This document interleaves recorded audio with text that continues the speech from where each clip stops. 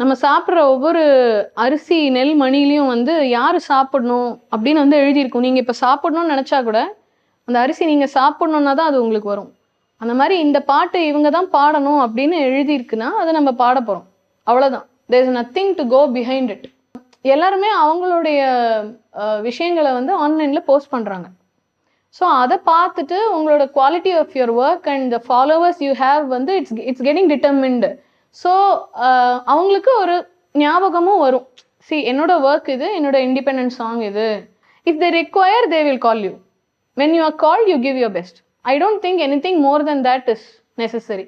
That's the right way to approach. Because அவங்களுக்குமே வந்து like if you are forcing or pressurising something, நம்ம மேலே ஒரு வெறுப்பு தான் வரும்.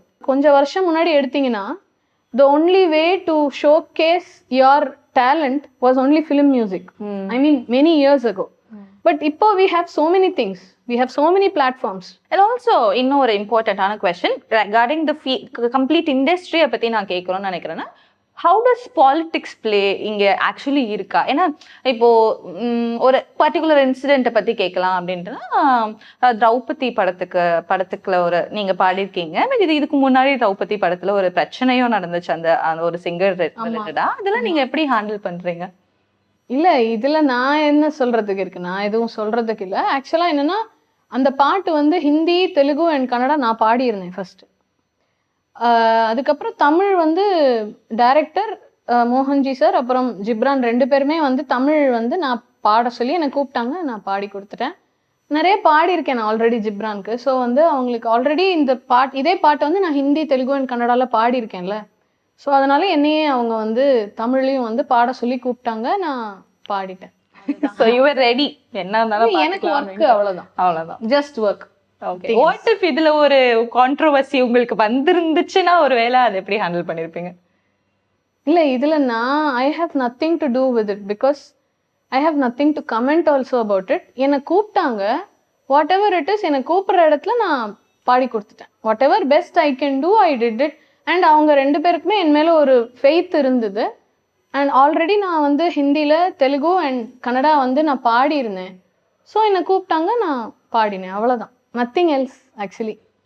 ஓகே. அண்ட் ஆல்சோ பாலிடிக்ஸ் பற்றி பேசணும் அப்படின்னா, எல்லா இண்டஸ்ட்ரியிலையுமே கண்டிப்பாக ஒருத்தவங்களுக்கு இன்னொரு ஃபேவரட் பர்சன் இருப்பாங்க. அவங்கள வச்சு நிறைய மூவ் பண்ணுவாங்க. நெப்பட்டிசம் இருக்குது. இந்த மாதிரி நிறைய விஷயங்கள் வந்து எல்லா ஃபீல்டுலையுமே இது ஒரு பிரச்சனையாக இருக்குது. அப்படின்றப்போ மியூசிக் இண்டஸ்ட்ரியில் இந்த மாதிரி அதாவது நீங்கள் ஃபீல் பண்ணியிருக்கீங்களா? நான் அதை பற்றி எதுவும் யோசிக்கிறதும் இல்லை, அதை பற்றி நான் எதுவும் சொல்கிறதும் இல்லை. whenever I am called நான் வந்து I try to give my best. அவ்வளோதான். அதுல இருந்து உங்களுக்கு டெவலப் ஆகி போயிட்டு இருக்கணும். அவ்வளோதான். நமக்கு ஆக்சுவலி खाने खाने पे लिखा है खाने वाला कौन है, गाने गाने पे लिखा है गाने वाला कौन है அப்படின்னு ஒரு பழமொழி இருக்கு. நம்ம சாப்பிட்ற ஒவ்வொரு அரிசி நெல் மணிலையும் வந்து யார் சாப்பிடணும் அப்படின்னு வந்து எழுதியிருக்கும். நீங்கள் இப்போ சாப்பிடணும்னு நினச்சா கூட அந்த அரிசி நீங்கள் சாப்பிடணுன்னா தான் அது உங்களுக்கு வரும். அந்த மாதிரி இந்த பாட்டு இவங்க தான் பாடணும் அப்படின்னு எழுதியிருக்குன்னா அதை நம்ம பாட போகிறோம். அவ்வளோதான். There is nothing to go behind it.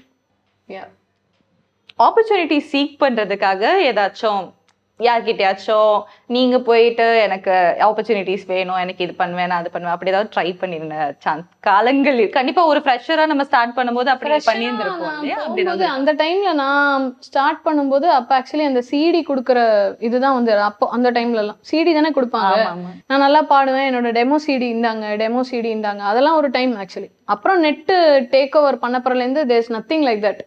எல்லாரும் அவங்கவுங்க அப்லோட் பண்ணுறாங்க, தே ஆர் சென்டிங் இட், அப்படி தான் வந்து போகுது. So I think the trend keeps changing right. அந்த ஒரு டைமில் வந்து சிடி கொடுத்தெல்லாம் ட்ரை பண்ண காலங்கள் உண்டு. அதுக்கப்புறம் நீங்கள் பார்த்தீங்கன்னா நிறைய பேர் வந்து இந்த கவர் வெர்ஷன்ஸ் எல்லாம் பண்ணுவாங்க.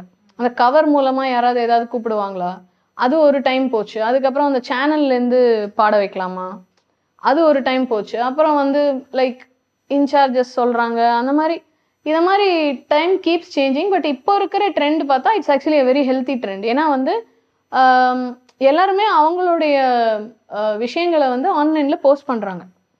ஸோ அதை பார்த்துட்டு உங்களோட quality of your work and the followers you have வந்து இட்ஸ் கெட்டிங் டிட்டர்மின்டு. ஸோ அவங்களுக்கு ஒரு ஞாபகமும் வரும். என்னோட ஒர்க் இது, என்னோட இண்டிபெண்டன்ட் சாங் இது. நாங்கள் அதனால தான் நாங்கள் நிறைய இண்டிபெண்ட்டு நாங்கள் பண்ணிகிட்டே இருப்போம், ஃப்ரீக்வெண்ட்டாக பண்ணிக்கிட்டே இருப்போம். ஸோ நம்ம அனுப்பும்போது வந்து ஓகே இவங்க இருக்காங்கல்ல, ஓகே இந்த பாட்டு அமிச்சாங்களா, நல்லா இருக்குல்ல, இவங்களை கூப்பிடலாமா அப்படின்னு ஒரு ரிமெம்பரன்ஸ் வந்து வரும். பட் பேசிக்காக வாட் ஐ ஃபீல் ரிக்வயர்மெண்ட் தான். If they require they will call you. When you are call you give your best. I don't think anything more then that is necessary. That's the right way to approach. Because அவங்களுக்குமே வந்து like if you are forcing or pressurising something, நம்ம மேலே ஒரு வெறுப்பு தான் வரும். So எல்லாருமே வந்து இப்போ இப்படி தானே போய்கிட்டு இருக்கு, ஆன்லைன் தானே, everybody is posting there work, right?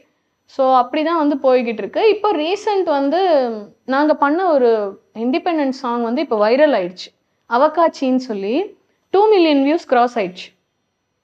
So அது பிரத்யக்ரா மியூசிக் பேரடைஸ்ன்னு சொல்லி. ஸோ அது ப்ராப்பராக ஒரு ஃபிலிம் சாங் மாதிரியே பண்ணியிருக்காங்க. ஆக்சுவலாக ப்ராப்பராக படங்களில் நடிக்கிறவர் தான் ஆக்ட் பண்ணியிருக்காரு.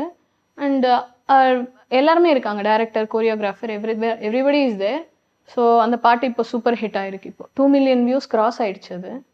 ஸோ அதுதான் இப்போ வந்து இப்போ முதல்லலாம் நீங்கள் கொஞ்சம் வருஷம் முன்னாடி எடுத்தீங்கன்னா the only way to showcase your talent was only film music. I mean many years ago. But இப்போ we have so many things, we have so many platforms. Independent music பண்றாங்க, அவங்களே ஓனா பண்றாங்க, sometimes collaborations பண்றாங்க, podcast பண்றாங்க. நிறைய பேர் many of them are doing podcasts now, which is also getting good reviews. So there are so many ways to reach out to musicians and to public. And as long as you have so many public followers இருக்காங்க, நிறைய இருக்காங்க, நல்லா பண்றாங்கங்கிற ஒரு பேர் வரும்போது ஆட்டோமேட்டிக்காக வந்து கூப்பிடுவாங்க. ஸோ அந்த ஒரு continuity we should keep going. That's what I feel. It's not like being நான் வந்து பாடிட்டேன், நான் வந்துட்டேன், நான் ஒரு பாட்டு பாடிட்டேன், நான் வந்துட்டேன், அப்படி இல்லை. You have to keep working and you have to keep posting. So once there is a requirement, they will automatically call you. Actually it has been easier இப்போ போக போக. Exactly, it has been easier and it is a healthy trend because எல்லாருக்குமே ஒரு uniqueness இருக்கும். Everybody has a soft spot for something. இப்போ ஒரு folk singer அப்படின்னா அவங்களுக்கு ஒரு பெக்யூலியரான ஒரு வாய்ஸ் இருக்கும். அந்த மாதிரி எல்லாருக்கும் ஒரு தனி டேலண்ட் இருக்கும்ல, அதை வந்து அவங்க they are showcasing it through some single or something they are composing or whatever they are collaborating. So அது வெளியே வரும்போது ஓகே நல்லா இருக்கு, இவங்களை கூப்பிடலாமா, அவ்வளோதான். nobody is going and taking a CD or எனக்கு ஒரு பாட்டு கொடுக்குறீங்களா, இல்லை. This is actually better.